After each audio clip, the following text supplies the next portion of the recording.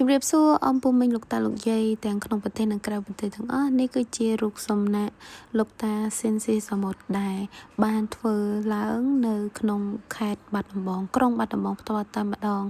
គឺឃើញថាស្រស់ស្អាតខ្លាំងមែនទែនមានភាពស្និទ្ធស្នាលជាមួយនឹងអ្នកដែលទៅទស្សនានៅពេលដែលគ្រប់គ្នាបានទៅដល់តែងតែឈរក្បែរឬក៏ថតសម្លឹងមើលមុខគាត់ឲ្យកាន់តែច្បាស់ណាស់ទាំងអស់គ្នាសូម្បីតែខ្ញុំនៅក្នុងក្រុងបាត់ដំបងផ្ទាល់ពេលដែលទៅដល់ក៏មានអារម្មណ៍ថារំភើបដែរបានមើលរូបគាត់ច្បាស់មានអារម្មណ៍ថាដូចខ្លួនឯងបានជួបគាត់ពិតជាស្ដែងអញ្ចឹង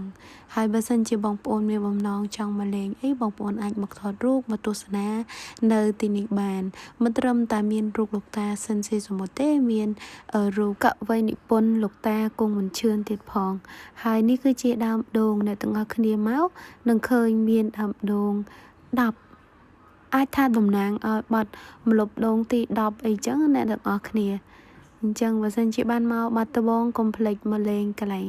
រូបសំណាកឬក៏គេហៅថាសួនសិល្បៈនេះផងស្រស់ស្អាតមែនតើ